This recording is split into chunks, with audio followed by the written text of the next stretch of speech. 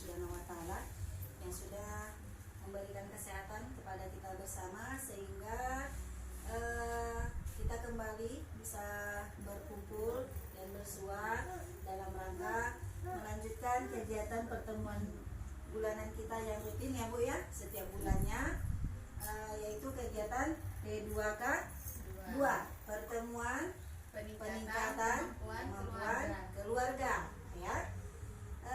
Jadi terima kasih ya kepada ibu-ibu yang sudah bersedia meringankan langkahnya untuk hadir di hari ini. Ya, hari ini kita akan melanjutkan materi ataupun modul kita yang sebelumnya, masih tentang pengelolaan keuangan dan perencanaan usaha ya. Jadi kalau di modul pengelolaan keuangan dan perencanaan usaha ini kita di sana berbicara tentang apa Ibu? Ya, bagaimana menyusun keuangan ya, mengatur anggaran keluarga, menyusun anggaran ya. Jadi kalau kita ingat kembali sedikit mengenai sesi sebelumnya, di sana ada mengenai bagaimana mengatur anggaran ya agar ada keseimbangan antara pendapatan dan pengeluaran ya, sehingga nanti dalam setiap rumah tangga itu tidak terjadi yang namanya kekurangan uang. Jadi melalui adanya penyusunan anggaran diharapkan kita di dalam keluarga bisa membuat berupa catatan ya, catatan kas harian. Ibu-ibu di sana nanti akan melakukan penyusunan ataupun memperkirakan pendapatan yang diperoleh, apakah dia setiap minggu ataukah dia setiap bulan, tergantung pendapatan ibu ya. Pola pendapatan ibu biasanya gajiannya per bulan atau per minggu gitu ya Bu. Nah, jadi di dalam penyusunan anggaran itu kita mencoba untuk menyusun berapa pendapatan yang kita peroleh, kemudian dari pendapatan itu berapa kira-kira pengeluaran yang akan digunakan ya, yang dikeluarkan. Jadi dari pendapatan dan pengeluaran ini kita juga harus menyusunnya secara cermat ya. Iya, bagaimana ya Bu? Iya, sesuai kebutuhan dan keinginan. Nah, bagaimana itu Bu? Yang dijelaskan, boleh mungkin Bu disampaikan kalau kebutuhan gimana, yang keinginan gimana dia gambarannya? Kalau kebutuhannya itu harus dipenuhi, tapi keinginan bisa tidak dipenuhi Bu. Oh iya, berarti dalam pengelolaan ataupun penyusunan anggaran di dalam perencanaan pengeluaran, dahulukanlah yang menjadi kebutuhan. Nah, kemudian belakangkan ataupun ditiadakanlah yang berupa menjadi keinginan, karena keinginan itu kalau tidak dipenuhi pun tidak akan merusak kehidupan, tidak akan mengganggu kelangsungan hidup. Nah, ini adalah sesi kita sebelumnya. Nah, jadi hari ini kita akan melanjutkannya dengan bagaimana kita cermat menabung, meminjam dan menabung ya, cermat meminjam dan menabung. Nah, kira-kira menurut ibu-ibu boleh tidak kita melakukan pinjaman atau utang? Boleh Bu, boleh asal sesuai kebutuhan. Asal sesuai kebutuhan atau ya boleh saja itu. Jangan keinginan gitu ya Bu. Iya. Jadi kita coba lihat dulu, di sini ada, kita lihat dulu ya filmnya sebelum kita melanjutkannya. Di sini ada ceritanya Ibu Liwi. Nah, kedengaran ya Ibu? Ibu.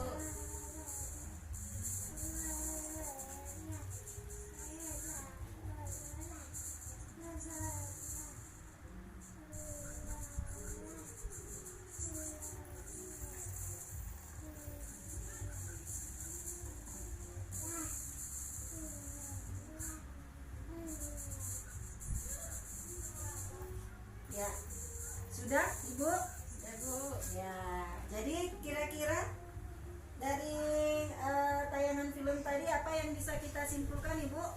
Bu Rina? Di situ terlihat anaknya ibu Lili masuk rumah sakit ya Bu. Terus tidak ada uang ya. Tidak ada uang, Untuk jadi berobat sepertinya Bu. begitu ya Bu ya. Jadi Sementara uang tabungan tidak ada, jadi orang itu bingung mau cari uang kemana. Ya kan Bu? Iya. Jadi bisa kita lihat kesimpulan dari film ini bahwa kejadiannya Ibu Lili ini anaknya masuk rumah sakit.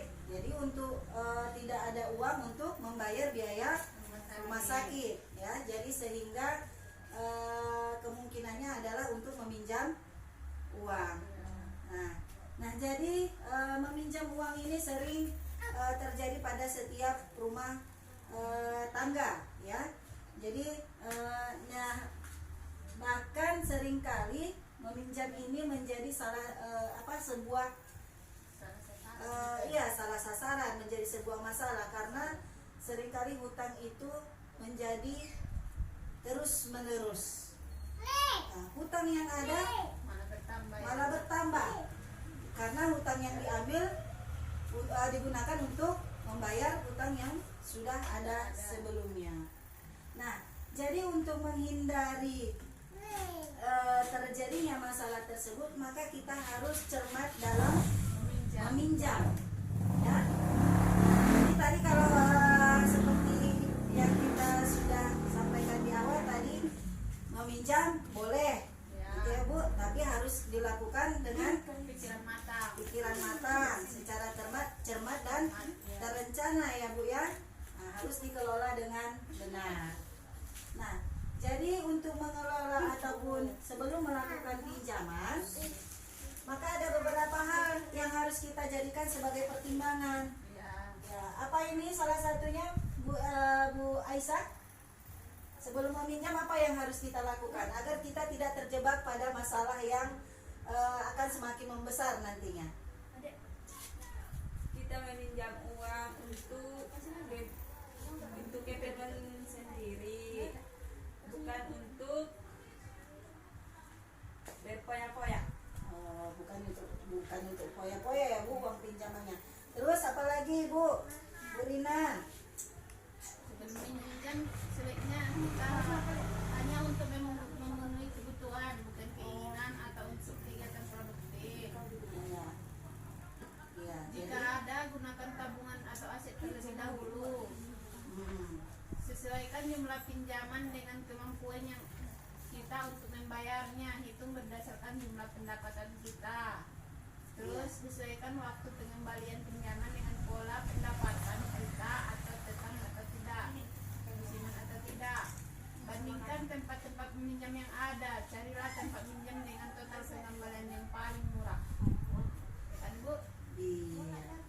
Ya, jadi ini tadi ada kaitannya ya dengan tayangan film sebelumnya, bahwa tadi si Ibu Lili anaknya yang bernama Agus itu masuk rumah sakit ya, sementara tidak ada biaya untuk membayar biaya rumah sakit karena pendapatan si bapak juga hanya sedikit ya yang diperoleh, sehingga mungkin dari pendapatan itu juga tidak menutupi pengeluaran yang ada gitu. Jadi seharusnya hal seperti Bu Lili itu kan tidak perlu terjadi kalau sebelum kalau pengeluaran itu diatur sebelumnya gitu. Jadi tadi kembali lagi, sebelum kita melakukan pinjaman maka harus ada dulu pertimbangannya untuk apa kita meminjam ya. Jadi seharusnya uang yang direncanakan untuk dipinjam itu haruslah untuk memenuhi kebutuhan yang mendesak ataupun untuk kegiatan yang bersifat produktif, bukan untuk memenuhi keinginan. Contohnya kalau keinginan Membeli tas baru, membeli tas baru atau membeli rokok, itu keinginan ya, bukan kebutuhan mendesak ya. Nah, kemudian sebelum meminjam juga kita harus terlebih dahulu menggunakan alternatif lain. Nah, tanamkan bahwa meminjam itu adalah alternatif terakhir. Jika masih ada tabungan ataupun aset, maka gunakanlah tabungan dulu ataupun juallah sebagian aset yang ada. Nah, sebelum meminjam juga, kita juga harus sudah merencanakannya berapa besar jumlah yang kita butuhkan. Nah, sehingga nanti kita bisa menyesuaikannya dengan kemampuan kita membayar setiap bulannya. Ya, harus disesuaikan dengan pendapatan. Jangan sampai uang yang dipinjam itu lebih besar daripada yang harus Nah, itu dia. Kemudian bagaimana kita pertimbangannya juga bagaimana cara kita membayarnya. Nah, jadi pada saat mengambil pinjaman, maka kita juga harus menyesuaikan dengan pola pendapatan kita. Apakah kita mendapatkan penghasilan secara per bulan ataupun secara harian atau musiman, gitu ya Bu. Sehingga nanti kita bisa menyesuaikannya dengan lembaga tempat kita akan mengambil pinjaman. Nah, kemudian kemana seharusnya kita mencari ataupun mencari pinjaman ya. Nah, jadi sebelum kita mengambil pinjaman, lakukan perbandingan terlebih dahulu di mana seharusnya kita mengambil pinjaman, ke lembaga mana, kepada siapa kita akan mengambil pinjaman ya. Karena ada banyak tempat tempat meminjam. Ada, kita bisa meminjam pada saudara, bisa meminjam kepada rentenir, bisa meminjam kepada kelompok simpan pinjam, ada koperasi, dan juga ada yang bank pasar ataupun bank konvensional. Nah, jadi inilah yang hal-hal yang perlu dipertimbangkan sebelum kita melakukan pinjaman agar tidak terjebak dalam lubang yang sama ataupun terjadi seperti yang di poster ini, agar tidak terjadi kasus gali lubang tutup lubang ya. Nah, ini dia. Jadi inilah hal-hal yang perlu dilakukan sebelum kita melakukan pinjaman ya. Kira-kira ibu-ibu ada yang mau ditanyakan? Kalau meminjam ke rentenir boleh nggak Bu? Iya, boleh ya Bu ya? Boleh, tapi kan agar nanti tidak menjadi masalah besar, ibu harus mempertimbangkan dulu. Nah, kalau ibu meminjam ke rentenir, bagaimana nanti resikonya? Apakah dia prosesnya lebih mudah? Bunganya gimana? Jangka waktu pengembaliannya gimana? Perlu agunan atau tidak? Nah, bagaimana kalau kita meminjam ke saudara? Masih ada nggak alternatif tempat meminjam yang lebih mudah dengan jumlah pengembaliannya nanti? Bagaimana dia jumlah pengembaliannya? Jadi hal yang paling perlu kita perhatikan dalam hal meminjam ini adalah carilah tempat meminjam yang total pengembaliannya lebih rendah. Nah, itu ya Bu ya. Jadi berarti seperti kita ingat kemarin ya Bu, yel-yel kita gimana kemarin? Gimana Bu yel-yelnya? Uang tidak cukup? Ya diatur dong. Itu ya Bu ya. Oke, jadi demikian saja hari ini diskusi kita hari ini ya. Nanti ke depan kita akan lanjutkan dengan diskusi tetap ya mengenai pengelolaan keuangan dan perencanaan usaha, tapi kita lanjut di sesi memulai usaha. Itu ya Bu ya. Yang saja hari pertemuan kita hari ini ya, pembahasan mengenai pengelolaan keuangan dan perencanaan usaha. Di bulan depan akan kita lanjutkan lagi dengan sesi memulai usaha ya Bu ya. Ya. Jadi saya sudahi dengan salam. Assalamualaikum warahmatullahi wabarakatuh. Waalaikumsalam warahmatullahi wabarakatuh.